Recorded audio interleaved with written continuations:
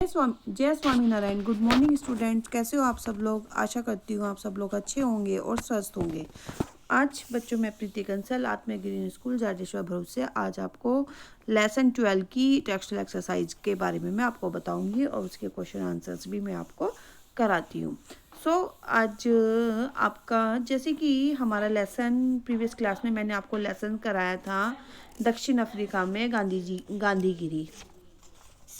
तो आज इसके शब्दार्थ शायद आप लोगों ने किए हैं नहीं, एक बार मैं रिपीट कर देती हूँ कि इसके शब्दार्थ आपको अपनी नोटबुक में लेसन का नंबर, लेसन नेम और लेसन नेम डालकर उसमें आपका जो लेसन का नेम है 12 है, लेसन का नाम लिखना है, आपको लेसन नंबर लिखना है और डेट वगैरह लिख के उसके बाद आपको शब्दार्थ करते हुए लिखना है। तो उसमें आपको क्या करना है, जैसे यहाँ लिखे हुए शब्दार्थ आपको ठीक वैसे ही जैसे एज यूजुअल आप करते हुए आ रहे हो।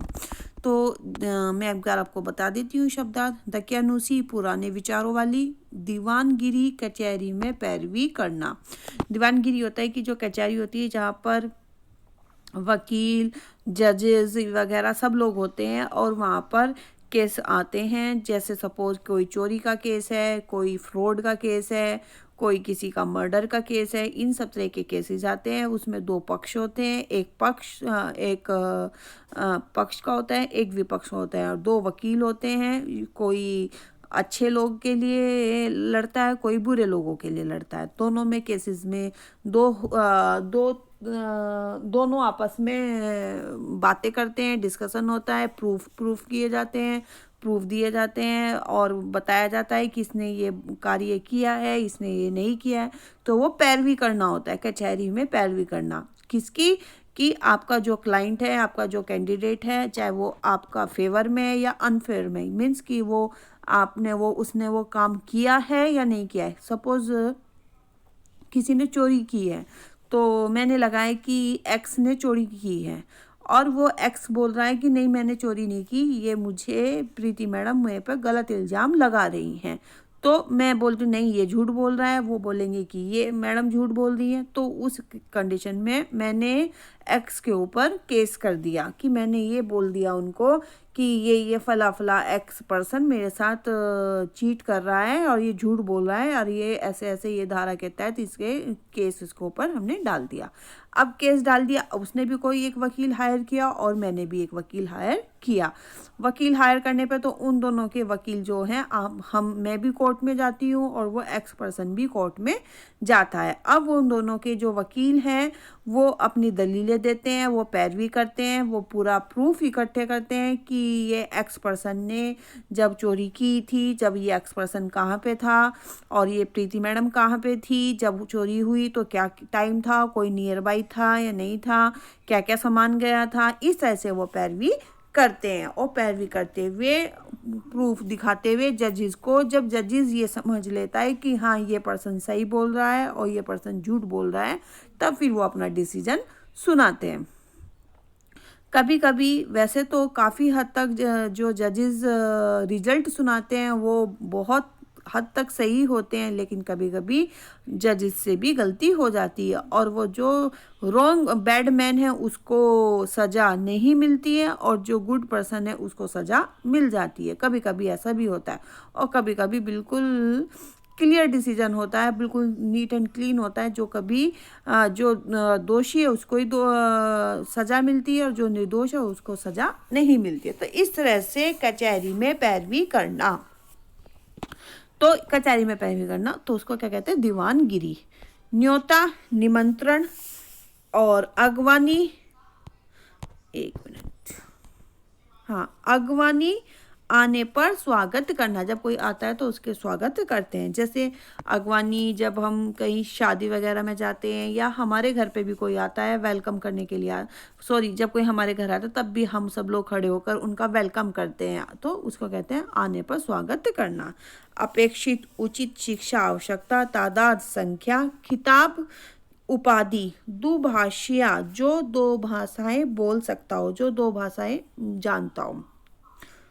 प्रबुद्ध, विद्वान, महारोग, बड़ा रोग, बीजारोपण, बीज बोना। नस्ल प्लस, जो नस्ल भेद में विश्वास रखता हो और पक्षपात, किसी की तारीफ करना। नस्ल प्रस्त मतलब जो नस्ल भेदने में, जो जिसकी जाति है उसको भेदने में, उसको ख़त्म करने में विश्वास रखता हो कि इसका बिल्कुल नस्ल ख़त्म कर दी जाए, इसकी जाति बिल्कुल ख़त्म कर दी जाए, इसका कोई नामो निशान ही ना बचे, उसको भेदना। नस्ल प्लस भेद, नस्ल को भेदना में विश्वास रखना, नस्ल प्रस्त उसको कहते हैं। तो ये थे आपके शब्दार्थ। अब शब्दार्थ के बाद मैं आपको कराती हूँ क्वेश्चन आंसर्स। जो क्वेश्चन आंसर्स मौखिक क्वेश्चन से हमने एक बार शायद ओरल भी किए थे। अब मैं आपको इनके रिटर्न PDF शेयर कर रही हूँ और साथ में आपको बताते भी चल रही हूँ। ये देखिए आपके मौखिक क्वेश्चंस। मौखिक क्वेश्चन क्या है? गांधी जी ने वकालत की शिक्षा लेने कहाँ गए थे? जो गांधी जी थे वो शिक्षा लेने कहाँ गए थे वकालत की? गांधी जी वकालत की शिक्षा लेने इंग्लैंड गए थे। गांधी जी को दक्षिण अफ्रीका क्यों जाना पड़ा था? जो गांधी जी थे उन्हें दक्षिण अफ्रीका क्यों जाना पड़ा था? तो गांधी जी को दक्षिण अफ्रीका में वकालत करने का न्योता मिला था, इसलिए उन्हें दक्षिण अफ्रीका जाना पड़ा था। ये ना है, ना कि पहले आप जा और लगा लोगे, आई थिंक ये मिसप्रिंट हो गया है, तो यहाँ पे जाना पड़ा था। ओके, नेक्स्ट है आपका गिरमिटिया नाम कैसे पड़ा? दोनों को गिरमिटिया क्यों कहा जाता है? दोनों को नहीं है, यहाँ पे मजदूरों को है। ठीक है, मैं रिपीट कर रही हूँ, गिरमिटिया नाम कैसे पड़ा? मैं दोनों की जगह मजदूरों बता रही हूँ लिख के। जो यहाँ पे ये हुआ ना, ये मजदूर है। मैं लिख के दिखाती हूँ।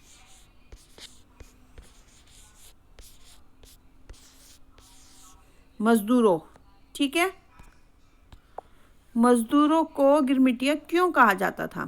तो गिरमिट का अर्थ है इकरारनामा या एग्रीमेंट। इकरारनामा या एग्रीमेंट क्या होता है ये मैं आपको बताती हूँ। एग्रीमेंट क्या होता है कि जब हम किसी से कोई चीज़ लेते हैं या हम जब किसी के लिए काम करते हैं तो एक एग्रीमेंट होता है। आपको एक एग्जांपल में हाउस का बताती हूँ। जैसे हम घर लेते हैं, रेंट पे लेते हैं।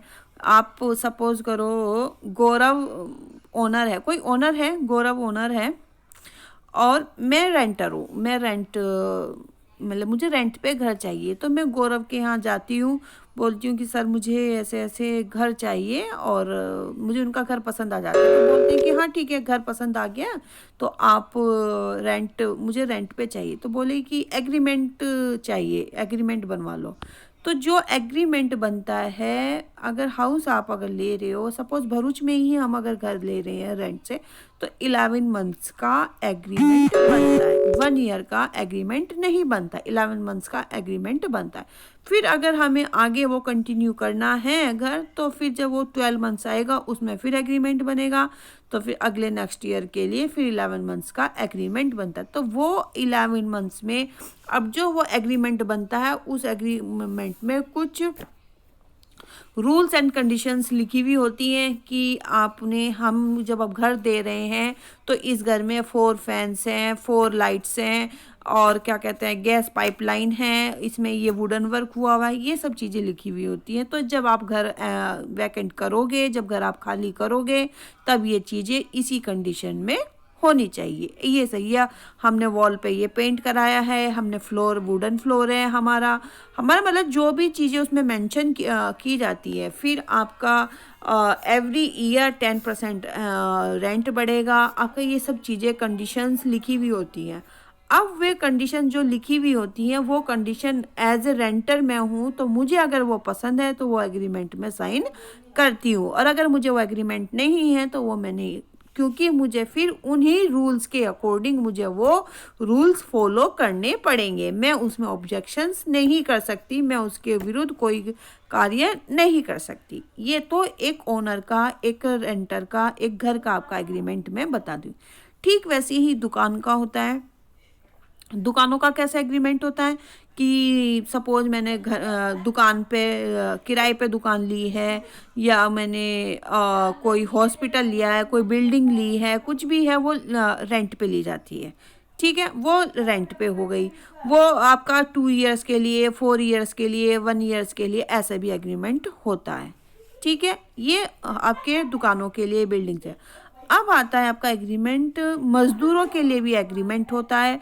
जैसे बड़ी बड़ी फर्म्स वगैरह होती हैं उसमें भी एग्रीमेंट होते हैं। उसमें लेबर एग्रीमेंट होता है कि लेबर एक एग्रीमेंट, जो यूनियन होती है, लेबर यूनियन जो होती है, वो लोग कंपनी के साथ एग्रीमेंट साइन करते हैं कि सर हमें ये एग्रीमेंट, कोई 2 ईयर्स का, कोई 3 ईयर्स का, कोई 5 ईयर्स का, सबका अपना अलग अलग रूल्स एंड फॉलोज होते हैं। वो रूल्स फॉलो करते हैं, सबके अलग अलग सिस्टम होता है सब कंपनीज का।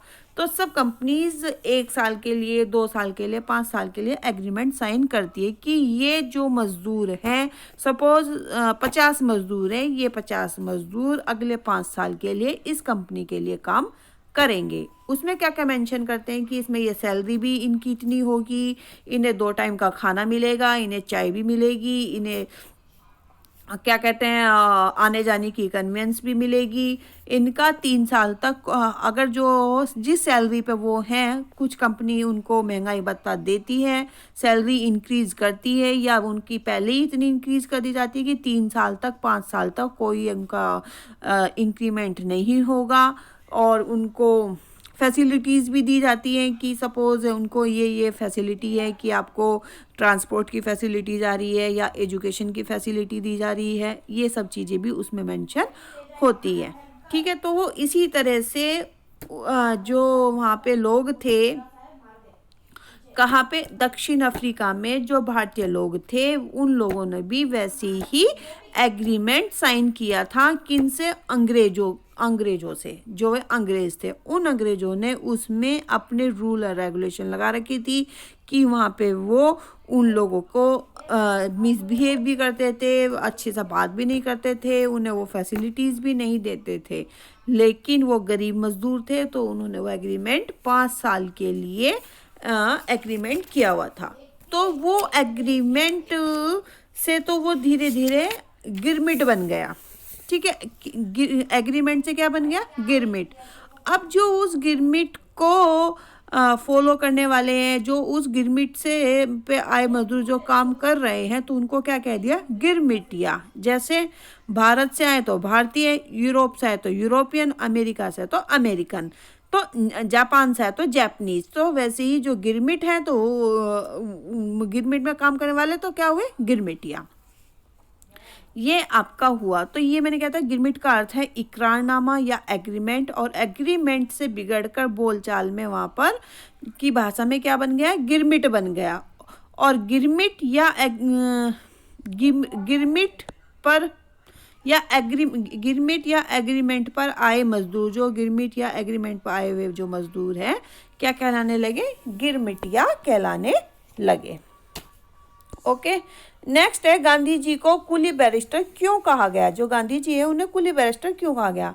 तो अंग्रेज लोग गिरमिटियों को कुली कहते थे। जो अंग्रेज लोग थे वहाँ पे, वो गिरमिटियों को क्या कहते थे? कुली कहते थे। क्योंकि अंग्रेज लोग उनको कुली जैसा ही, कि ये तो मजदूर हैं, काम करने वाले हैं, तो इसलिए उन्हें कुली कहते थे। और उनकी संख्या वहाँ ज़्यादा होती, बहुत ज़्यादा संख्या थी। संख्या ज़्यादा होने के कारण दूसरे भारतीयों को भी कुली ही कहते थे अंग्रेज लोग। जो और भारतीय थे, कुल मिला के बात यह है कि जितने भी वहाँ भारतीय थे, उन सबको ही ये लोग क्या कहते थे? गोरे लोग, अंग्रेज लोग गिरमिटी ही कहते थे, कुली कहते थे। तो इसलिए अब गांधी जी भी वहाँ पे गए, तो गांधी जी भी भारतीय थे, तो गांधी जी को भी क्या कहा? गांधी जी को भी गिरमिटी ही कुंजी नहीं, कुली बैरिस्टर का। ये कुंजी नहीं है, कुली है। क्या है? कुली। मैं लिख के दिखाती हूँ।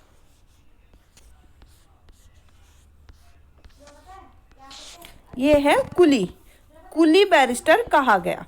ठीक है, नेक्स्ट है, गांधी जी के बारे में आप क्या जानते हैं? जो गांधी जी हैं, उनके बारे में हम क्या जानते हैं? तो गांधी जी सत्यवादी, अहिंसावादी और कर्तव्यनिष्ठ व्यक्ति थे। ये एक लाइन में ये आपका आंसर हुआ। अब है आपके लॉन्ग क्वेश्चंस। लॉन्ग क्वेश्चंस आपको करने हैं। 1 मिनट। हाँ, लॉन्ग क्वेश्चंस कि इस जीवनी अंश से गांधी जी के पूर्वजों के बारे में क्या जानकारी मिलती है? कि इस जीवनी से, ये इंडियन नहीं है, इस जीवनी से क्या है ये? इस, 1 मिनट, इस जीवनी में इंडियन नहीं है। ओके, इस जीवनी अंश से गांधी जी के पूर्वजों के बारे में क्या जानकारी मिलती है? तो इस जीवनी से गांधी जी के पूर्वजों के बारे में यह जानकारी मिलती है कि उनकी 3 पीढ़ियां दीवानगिरी का कार्य करती थी। दादाजी उत्तमचंद गांधी उर्फ ओता प्रतिष्ठित व्यक्ति थे। उनके पिताजी यानी कि करमचंद गांधी पोरबंदर में दीवानी करते थे और स्वयं भी उन्होंने वकालत की या दीवानी की। स्वयं कौन? गांधी जी खुद ने भी वकालत की। गांधी जी के साथ रेल में घटी घटनाओं को सब शब्दों में लिखिए। ये बाय मिस्टेक ये फॉल्ट हो रहा है एक्चुअली, तो आप ये गांधी जी हैं, मोदी जी नहीं है।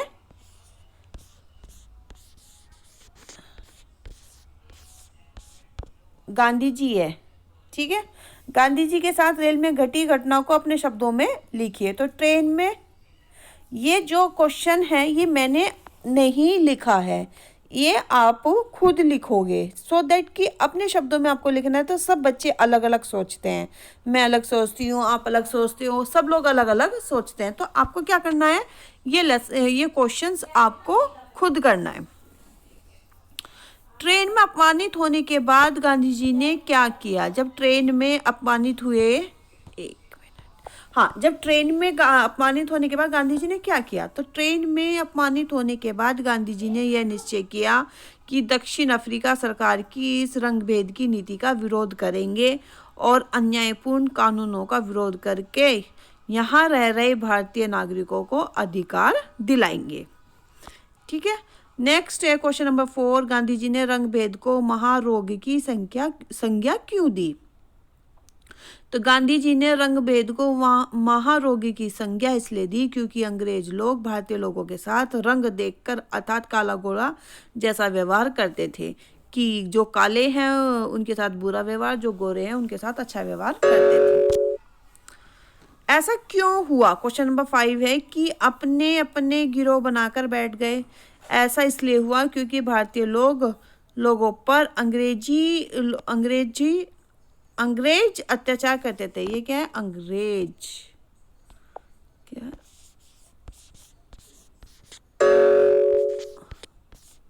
अंग्रेज, ठीक है। अंग्रेज अत्याचार करते थे और उनके साथ रंगभेदी का व्यवहार करते थे, इसलिए भारतीय लोग अपने को असुरक्षित और कमजोर समझते थे। इस कारण उन्हें गिरोह बनाकर बैठना पड़ता था। नेक्स्ट क्वेश्चन, कि गांधी जी ने सोचा कि वे अन्यायपूर्ण कानूनों का विरोध करेंगे। गांधी जी ने देख लिया था कि वहां पर कैसे भारतीय लोगों का अपमान किया जाता है, उन्हें तकलीफ दी जाती है और उनके अधिकारों का हनन किया जाता है। इसलिए गांधी जी ने सोचा कि वे अन्यायपूर्ण कानूनों का विरोध करेंगे। वो अन्यायपूर्ण कानून कौन से थे? जो वो एग्रीमेंट में साइन करते थे और उनके साथ सपोज करो ऐसा भी उसमें क्या पता लिखा हो कि काम 12 घंटे करेंगे या 16 घंटे काम करेंगे और उनको सैलरी वो 8 घंटे की ही देते थे, या उनके साथ वो कुछ अपनी मर्जी की कोई बात नहीं कर सकते थे, उनको ऊपर कोड़े बरसाए जाते थे, कुछ भी ऐसे वो उनके साथ दुर्व्यवहार करते थे। तो ये थे आपके question answers, long question, short question सब आपके हो गए, ठीक है। और अब मैं आपको बताती हूँ लघुत्तरीय क्वेश्चंस। एक ये देखिए लघुत्तरीय क्वेश्चंस, गांधी जी को ट्रेन से कहाँ उतारा गया? ये क्वेश्चन नंबर 3 मैंने पहले करा दिया था, आपको ये करना है। वे ठंड से कांप रहे थे, वहाँ रोशनी भी नहीं थी। कौन ठंड से कांप रहा था? ठंड से गांधी जी कांप रहे थे। ये गांधी जी पे आपको टिक करना है। ऐसा क्या हुआ थी कि ऐसे हालात थे कि वे अपना सब सामान घर भूल गए थे, उन्हें रंगभेद के कारण ट्रेन से उतार दिया गया था, उन्हें बाहर ठंड का भान नहीं था, उनकी ट्रेन अभी नहीं आई थी। इसका है 2, आंसर नंबर 2। उन्हें रंगभेद के कारण ट्रेन से उतार दिया गया था। लघुत्तरीय प्रश्न, तुम कुली लगते हो इसलिए तुम्हें अंतिम डिब्बे में जाना होगा। यह कथन किसका था? ये अंग्रेज जो थे, अफसर थे, उनका कहना था गांधी जी के लिए। इसमें तुम से किसकी ओर संकेत किया गया है? गांधी जी के लिए। वे अंतिम डिब्बे में जाने को क्यों कह रहे थे? क्योंकि उस डिब्बे में सिर्फ गोरे लोग ही बैठ सकते थे और गांधी जी के रंग को देखकर वे ये समझ रहे थे कि उनके साथ वो रंगभेदी का व्यवहार कर रहे थे। ठीक है, तो ये आपके क्या हुए, शॉर्ट क्वेश्चंस भी हो गए। अब आते हैं आपका व्याकरण बोध से। व्याकरण बोध में क्या है, ये आपके शब्द युग्म का दिया गया है कि विलोम, जो लेसन है, लेसन में से आपको विलोम शब्द छांट कर लिखने हैं, सजातीय शब्द युग्म, सजातीय जो एक जैसा ही, जो सजाती हो, एक जैसे ही हो, सार्थक निरर्थक शब्द जो पहला सही सार्थक हो जिसका अर्थ हो और दूसरा निरर्थक हो जिसका कोई अर्थ ना हो, और पुनरावर्ती शब्द युग्म, पुनरावर्ती की जो बार बार दोहराए जा रहे हो। तो विलोम शब्द युग्म में पहला है काला गोरा, दूसरा है सजातीय शब्द युग्म में जान पहचान, सोच विचार, और सार्थक निरर्थक मुझे नहीं मिला है। अगर आप लोगों को लेसन में मिलता है तो आप देख लीजिए और आप लिख लेना और मुझे भी बता देना, और मैं लेसन दोबारा से रीड करूंगी तो मैं दोबारा अगर मुझे मिलता है तो मैं आपको बता दूंगी। पुनरावर्ती शब्द युग्म में है धीरे धीरे और जैसे जैसे। ठीक है, ये आपके हुए शब्द युग्म। अब आती है आपके एक वचन और बहुवचन बनाने की। मैंने बहुवचन आपको पहले कराए थे कि कैसे, सॉरी, पुल्लिंग स्त्रीलिंग कैसे आते हैं, और एक वचन बहुवचन ये मैं आपको ग्रामर में करा चुकी हूँ। तो मैं आपको इनकी एक्सरसाइज, केवल एक्सरसाइज बता रही हूँ, वो आपको करनी है। पहला है कपड़ा, तो कपड़े पहले वाला टिक हो जाएगा। कली, तो कली का क्या हो जाएगा, कलियाँ। ठीक है, थर्ड वाला क्लिक। फिर है लड़की, तो लड़कियां, इसका भी थर्ड। मैं बताती जा रही हूँ, एक मिनट, ये ब्लर हो रहा है तो इसलिए आपको समझना, थर्ड का थर्ड। ठीक है, फोर्थ का पुस्तक है, फर्स्ट। फिफ्थ का बहू है तो क्या आएगा, बहुवे, फर्स्ट। एक मिनट, हाँ, और ऋतु, सिक्स का टू। ठीक है, फिर है सेवन, गुड़िया, तो गुड़िया, सेवन का भी टू। ठीक है, 1 2 3 4 5 6 7, ये आपको मैंने पूरे लिख के बता दिए, ऐसे आप इसमें से कर लोगे। ठीक है, 1 और 2 आपको समझ में आ रहे होंगे, या मैं 1 का भी लिख देती हूँ, पहले वाले 1 का 1 और 2 का 3। ओके, ये आपके, ये देखिए, ये आपके आंसर्स हो गए। ओके,